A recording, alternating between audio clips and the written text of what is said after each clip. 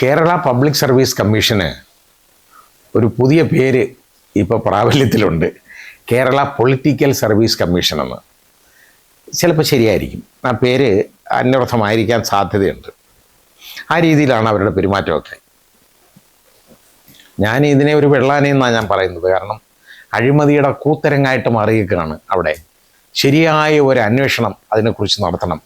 PSC കഴിഞ്ഞ കാലങ്ങളിൽ കഴിഞ്ഞ 10 വർഷം നടത്തിയേക്കുന്ന ഈ പരീക്ഷകൾ, അതിൻ്റെ റിസൾട്ടുകൾ എങ്ങനെയാണെന്നും അപ്പോയിൻമെൻറ്റ് എങ്ങനെയാണെന്നും ഉള്ളതിനെക്കുറിച്ച് ശരിയായ അന്വേഷണം നടത്തണം. അതിൽ ഒരുപാട് ഇപ്പം നമ്മൾ കണ്ടതാണല്ലോ, ആകെ 200 മത്സരാർത്ഥികൾ പങ്കെടുത്ത പരീക്ഷ. അതിനകത്ത് അതിൻ്റെ ചോദ്യപേപ്പർ, അതിൻ്റെ ആൻസർ ഷീറ്റിൽ 58 മാർക്കിൻ്റെ ആൻസറുകൾ വാല്യൂ ചെയ്തില്ല.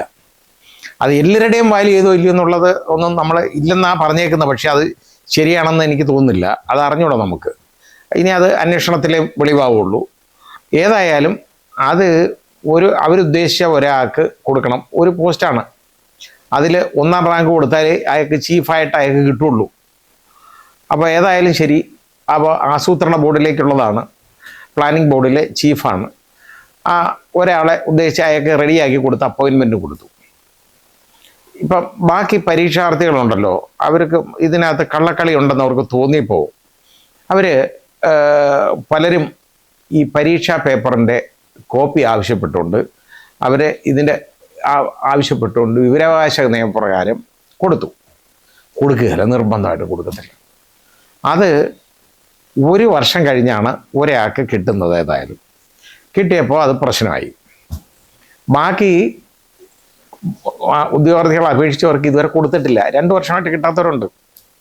ഈ രീതിയിലാണ് ഇതിൻ്റെ ഈ കള്ളത്തരം മറച്ചു വെക്കണമല്ലോ. പക്ഷെ കള്ളം എന്നും മൂടി വെക്കാൻ ഒക്കത്തില്ല. സത്യം ഉണ്ടല്ലോ, സത്യം മൂടി വെക്കാൻ പറ്റത്തില്ല, പുറത്തു വരും എന്നായാലും എങ്ങനായാലും. ആ രീതിയിൽ ഇപ്പോൾ ആ വിവരങ്ങൾ പുറത്തോട്ട് വന്നേക്കാണ്. 58 മാർക്കിൻ്റെ ചോദ്യങ്ങൾ വാരി ചെയ്തില്ല. അപ്പോൾ ഈ രീതിയിൽ അങ്ങോട്ട് പോയി തോന്നിവാസം പോലെ ഒരാളെ നിയമിച്ചു. അതുപോലെ ബാക്കി മറ്റുള്ള നിയമനങ്ങൾ KAT, കേരള അഡ്മിനിസ്ട്രേറ്റീവ് ട്രിബ്യൂണൽ തടഞ്ഞു. ഞാൻ ഇതിനകത്ത് പ്രശ്നമുണ്ടെന്ന് മനസ്സിലായിട്ട് തടഞ്ഞു. ഇനി രണ്ടാമത് റീവാല്യൂ ചെയ്യാണ്. അത് വേണം, ഇത് ശരിയായ വാല്യുവേഷൻ വേണം. അപ്പോൾ ഇന്ന് ഇതിനകത്ത് നമുക്ക് കാണേണ്ട ഒരു കാഴ്ച, ഈ ഇൻ്റർവ്യൂവിലുണ്ടല്ലോ, ഈ ഇൻ്റർവ്യൂ എന്ന് പറയുന്ന ഒരു പ്രഹസനമുണ്ട്.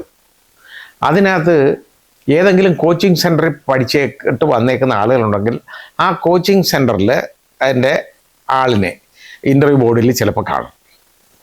പിന്നെ അതല്ലെന്നുണ്ടെങ്കിൽ ഈ കോച്ചിങ് നടത്തിയേക്കുന്ന ആൾ, ഈ പലരുടെയും അധ്യാപകർ അവർ വരുന്നുണ്ട്, ഇതിനകത്ത് വരും.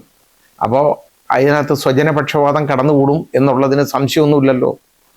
അങ്ങനെ വരുന്ന ഒരുപാട് കാര്യങ്ങൾ കാണാൻ കിട്ടും നമുക്ക്.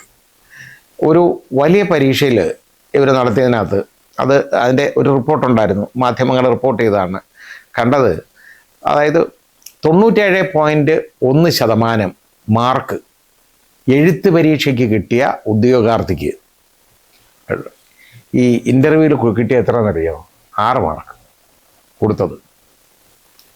അപ്പോൾ ഇത് നോക്കാം, കാരണം അയാളെ ഒഴിവാക്കണമല്ലോ. അയാളെ ഒഴിവാക്കിയാൽ മാത്രമേ, എന്നിട്ട് ഏറെ പിന്നിൽ റാങ്കിലുണ്ടായിരുന്ന ഒരുത്തന് കൊടുത്തേക്കുന്ന മാർക്കാണ് 36 മാർക്ക്.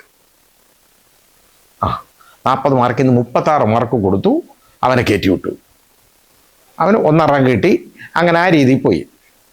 ഇപ്പോൾ ഇതിനെക്കുറിച്ച് അതായത് കേരള അഡ്മിനിസ്ട്രേറ്റീവ് സർവീസ് KAS എന്ന് പറയുന്ന ഒരെണ്ണം കൊണ്ടുവന്നല്ലോ. അപ്പോൾ നല്ല ജോലിയാണ്. KAS അങ്ങനെ അഡ്മിനിസ്ട്രേറ്റീവ് സർവീസിലേക്ക് കിട്ടാനായിട്ട് ഒരുപാട് പേര് പരീക്ഷ എഴുതും. ആ കൂട്ടത്തിൽ പരീക്ഷ എഴുതിയ മിടുക്കനായ ഒരാൾ പറയുന്ന കാര്യങ്ങൾ മാധ്യമങ്ങൾ റിപ്പോർട്ട് ചെയ്തു. അയാൾ പറഞ്ഞേ, IAS എനിക്ക് ആഗ്രഹം ഉണ്ടായിരുന്നു, അത് നടന്നില്ല. അപ്പോൾ അന്നങ്ങ് ഇരുന്നപ്പോഴാണ് കേരള അഡ്മിനിസ്ട്രേറ്റീവ് സർവീസ് വന്നത്. എന്നാൽ അതിലൊന്ന് എഴുതി കളയാം, നോക്കാം എന്ന് പറഞ്ഞിട്ട് നന്നായിട്ട് എഴുതി 100-നടുത്ത് മാർക്കുണ്ടായിരുന്ന ആളാണ് അയാൾക്ക് എഴുത്ത് പരീക്ഷയിൽ. അവസാനം എന്താണെന്നറിയോ? ഇൻ്റർവ്യൂ വന്നു. ഏറെ പിന്നിലുള്ള ഒരുത്തനാണ്. അങ്ങനെയുള്ള 7 പേര് ഇയാളുടെ മുമ്പേ കയറിപ്പോയി. അപ്പോൾ ഒന്ന് ആലോചിച്ച് നോക്കിക്കോളൂ, ഏറ്റവും കൂടുതൽ മാർക്ക് വാങ്ങിച്ച വിദ്യാർത്ഥിയെ ഓവർലുക്ക് ചെയ്ത് പുറകിലുള്ള 7 പേരെ ഇൻ്റർവ്യൂ എന്നുള്ള പ്രഹസനം ഉണ്ടല്ലോ, യവന്മാർ നടത്തുന്ന വൃത്തികേട്, അതിലൂടെയാണ് പോയിരിക്കുന്നത്. ആ രീതിയിൽ ഇൻ്റർവ്യൂവിൻ്റെ മാർക്കൊക്കെ അങ്ങ് കൂട്ടി. കാരണം ഇത് ഇഷ്ടമുള്ള ആളുകളെ കയറ്റണമെങ്കിൽ അത്രയും മാർക്ക് കൊടുത്താലല്ലേ പറ്റുള്ളൂ. ഇതാണ് അവർക്ക് സ്വജനപക്ഷപാതം എന്ന് പറയുന്നത്. ഇതുപോലെ ഒരുപാട് എണ്ണത്തിന്, അതായത് ഒരുപാട് പോസ്റ്റുകളിലേക്ക് ഇതേപോലുള്ള വൃത്തികേടുകൾ നടത്തിയിട്ടുണ്ട്. ഒരു പ്രത്യേക രാഷ്ട്രീയ പാർട്ടിയുടെ ആളുകളെ കുത്തി നിറയ്ക്കാനായിട്ട് ഓരോ പോസ്റ്റിലും ഗവൺമെൻറ് ഉദ്യോഗം കൊടുക്കാൻ വേണ്ടി ചെയ്യുന്ന കളികൾ, അതാണ് അവിടെ നടന്നുകൊണ്ടിരുന്നത് മുഴുവൻ. അപ്പോൾ അതിൽ ഒരുപാട് പേര് വിജയിച്ചു, ഒരുപാട് പേർക്ക് ജോലി കിട്ടി. അപ്പം നോക്കും, ഒരു രാഷ്ട്രീയ പാർട്ടിയുടെ കൂടെ നടന്നു, അതുകൊണ്ട് ഗുണമുണ്ടായെന്ന് പറഞ്ഞു കഴിഞ്ഞാൽ ഏതായാലും സർക്കാർ ഉദ്യോഗം കിട്ടി.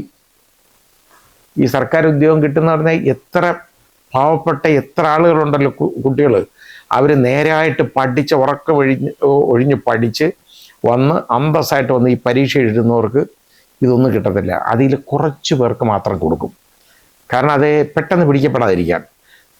ഇതൊക്കെയാണ് PSCയിലെ കള്ളക്കളികൾ. ഇതുപോലുള്ള കള്ളക്കളികൾ ധാരാളമുണ്ട്. ഈ കള്ളക്കളികൾ മൂലം ഇവർ നശിപ്പിക്കുന്നത് ഇവിടുത്തെ ചെറുപ്പക്കാരുടെ ഭാവിയാണ്. നമ്മൾ അത് ആലോചിക്കണ്ടേ. അല്ലാതെ ഇവിടെ ഇതുപോലെ ഓരോരോ പ്രത്യേക രാഷ്ട്രീയക്കാരെ സഹായിക്കാനും ഒക്കെ നടക്കുമ്പോൾ അതിന് വളരെ വില കൊടുക്കേണ്ടതെല്ലാം ഇവിടുത്തെ ഈ ചെറുപ്പക്കാരുടെ സ്വപ്നങ്ങളെയാണ്. അപ്പോൾ ഇതിന് ശരിയായ അന്വേഷണം വേണം. ഏതായാലും ഇപ്പോൾ ഗവൺമെൻറ് വിജിലൻസ് അന്വേഷണം നടത്താനായിട്ടുള്ള തീരുമാനം വരുന്നു. നല്ലൊരു കാര്യമാണ്. നല്ല രീതിയിൽ അന്വേഷിക്കണം. അന്വേഷിച്ച് കുറ്റക്കാർക്കെതിരെ നടപടിയെടുക്കണം. അതിനുള്ള അധികാരം വിജിലൻസിനും ഗവൺമെൻറ്റിനും ഉണ്ട്. അതാദ്യം തിരിച്ചറിയണം. ഏതായാലും ഇവിടുത്തെ ഡയറക്ടർ ജനറൽ ഓഫ് പ്രോസിക്യൂഷൻസ് ശരിയായ രീതിയിലുള്ള ഒരു അഡ്വൈസ് കൊടുത്തതായിട്ട് മനസ്സിലാക്കുന്നു, മാധ്യമങ്ങളിൽ നിന്ന് കാണുന്നു. നല്ലതാണ്, കേസ് എടുക്കണം, അതാണ് വേണ്ടത്.